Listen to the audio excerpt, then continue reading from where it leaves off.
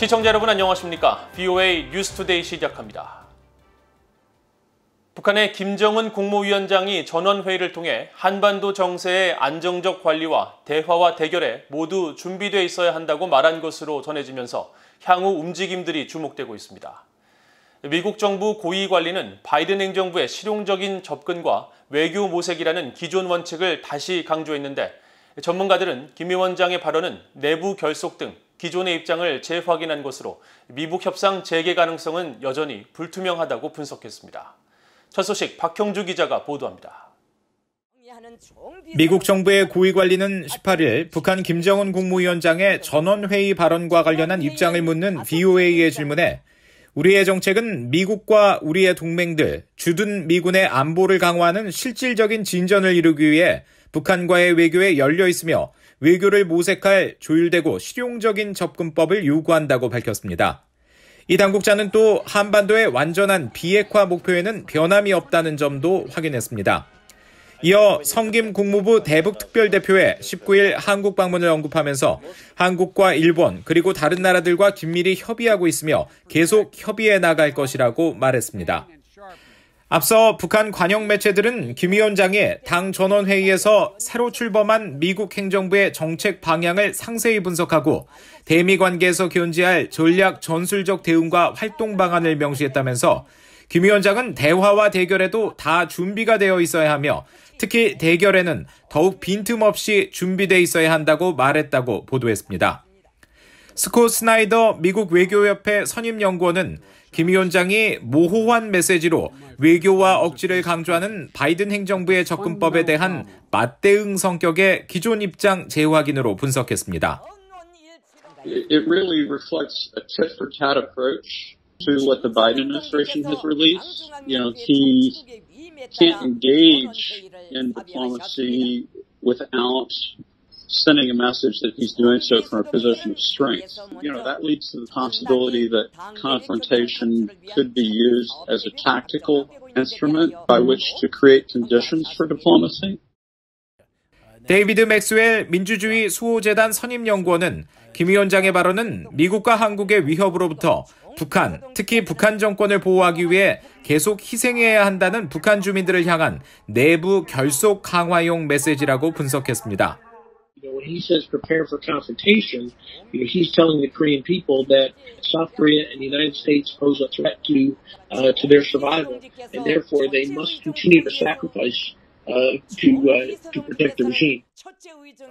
맥스웰 선임연구원은 그러면서 성김 국무부 대북특별대표의 방한 직전에 나온 이런 발언은 한국의 문재인 정부가 성김 특별대표에게 북한의 대화 복귀를 위해 오는 8월로 예정된 미한 연합군사훈련 취소를 적극 제한하도록 유도하고 이를 통해 미한 동맹 간 균열을 시도하기 위한 전략일 수 있다고 분석했습니다. 해리 카지아니스 미국 국익연구소 한국 담당 국장은 미북 협상과 관련한 북한의 큰 움직임은 한동안 없을 것으로 내다봤습니다. 북한은 과거부터 힘의 위치에서만 대화할 것이라는 입장에서 물러서지 않았고 자연재해와 제재, 코로나 관련 국제적 격리와 식량 부족 등 여러 도전에 직면하고 있는 현재로선 협상에서 지렛대가 거의 없다고 느낄 것이기 때문이라는 겁니다. 카지아니스 국장은 그러면서 미사일 실험도 대화도 하지 않고 내부 문제에 집중하는 듯한 북한의 상황은 적어도 올 가을까지는 이어질 것이라며 이것이 김 위원장에게 현재로서는 최고의 전략일 수 있다고 분석했습니다. VOA 뉴스 박형주입니다. 북한에 장기간 억류됐다가 혼수 상태로 미국에 송환된 뒤 엿새 만에 숨진 대학생 오토 원비어 씨의 4주기를 앞두고 미국 의회 상원 의원들이 외부 정보 유입과 관련한 북한 정권의 검열과 감시 활동을 겨냥한 법안을 발의했습니다.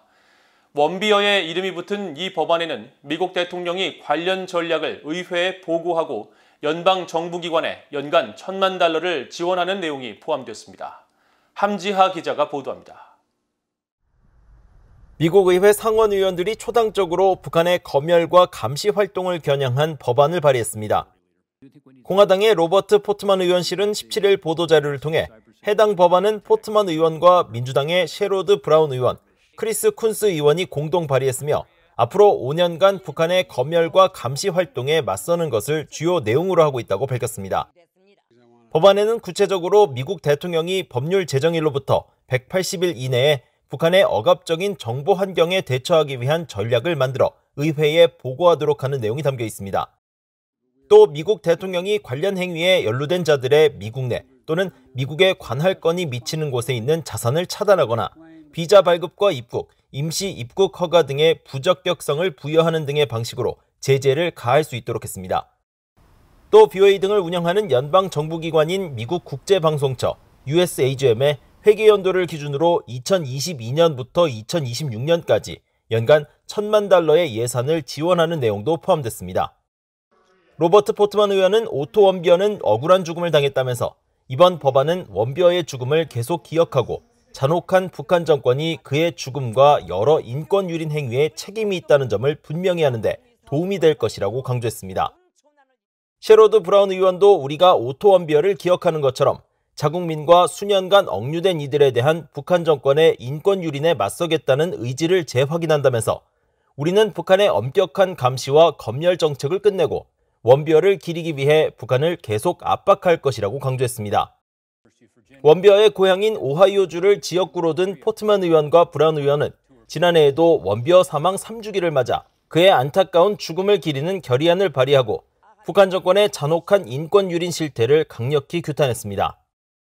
Many others, in addition to Otto Warmbier, have been subject to those human rights abuses, including the North Korean people, whom they continue to repress, even starve and mistreat. Our resolution calls for the United States to continue to use our voice, including at the United Nations and other forums, to speak out against the human rights abuses of the North Korean government. 이번 초당적 법안에 대해 원비어의 부모인 프레드 원비어 씨와 신디 원비어 씨는 의원들에게 감사 인사를 전했습니다. 원비어 부모는 그러면서 이번 법안이 북한의 변화와 주민들의 삶을 개선하게 될 것으로 기대한다고 밝혔습니다. BOA 뉴스 함지아입니다. 지난해 말 기준으로 세계 각국에서 난민 자격으로 살고 있는 탈북민은 모두 782명인 것으로 파악됐습니다. 유엔 난민기구는 18일 세계 난민의 날에 이틀 앞서 발표한 2020년 국제 난민 동향 보고서를 통해 이같이 밝히고 이들 가운데 88명의 탈북민들은 망명 신청 후 대기하고 있다고 설명했습니다. 보고서에 따르면 이 같은 탈북민 난민 규모는 2016년과 2017년 1000명을 웃돌다가 2019년에는 762명으로 줄었으며 탈북민들이 가장 많이 거주하고 있는 곳은 캐나다로 370명, 이어 독일 85, 영국 72, 러시아 53, 네덜란드 35명으로 집계됐습니다. 유엔 난민기구는 해마다 각국 정부와 협력기관, 자체 통계를 취합해 보고서를 작성하는데 중국 내 탈북민과 한국에 정착한 탈북민들은 포함하지 않고 있습니다.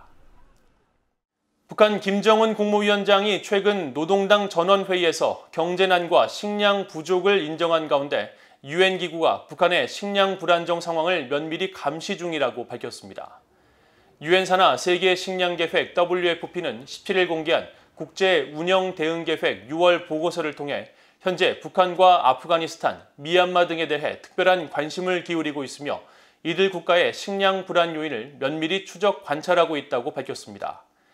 특히 북한의 경우 식량 지원을 위해 6월부터 11월까지 6개월간 필요한 예산 2,597만 달러 가운데 22%인 568만 달러가 부족한 상황이라며 식량 지원을 위해 해당 기금의 보충이 필요하다고 설명했습니다. 보고서는 또 신종 코로나 바이러스 감염증 여파에 따른 북한 당국의 국경 봉쇄로 북한에 대한 WFP의 임시 국가 전략 계획이 제대로 실행되지 못했다면서 올해 말까지였던 기존 계획 시한을 내년 말까지로 1년 더 연장했다고 밝히고 북한의 국경 봉쇄가 해제되는 즉시 북한의 임산부와 영유아, 보육, 학교 시설에 대한 지원을 재개할 방침이라고 말했습니다. 미케 오양 미국 국무부 사이버정책부 차관보는 사이버 공격을 감행하는 적성 국가에 대해 앞으로 미국은 말뿐이 아닌 대가를 치르게 만들 것이라고 강조했습니다. 오양 부차관보는 18일 워싱턴의 민간 연구기관인 미국의 독일 마셜 기금이 진행한 화상 대담에서 적대 세력의 귀책 사유는 범죄에 대한 대가를 치르게 하는 행동을 동반할 때만 유용하다면서 이같이 밝혔습니다. 오양 부차관보는 그러면서 이 같은 방침을 실현하기 위해서는 민주주의 국가들 간의 공동 대응이 매우 중요하다며 적성국과 비국가적 단체를 겨냥한 경제 제재를 취할 수 있도록 협력을 모색하겠다고 강조했습니다. 또 미국은 이미 적대 세력에게 대가를 치르게 할 새로운 접근법을 취하고 있다며 법무부와 미국 연방수사국 FBI 등 법집행기관들은 향후 모든 사이버 범죄 행위에 대한 책임을 묻게 될 것이라고 밝혔습니다. 이상으로 VOA 뉴스투데이를 모두 마칩니다. 시청해주신 여러분 고맙습니다.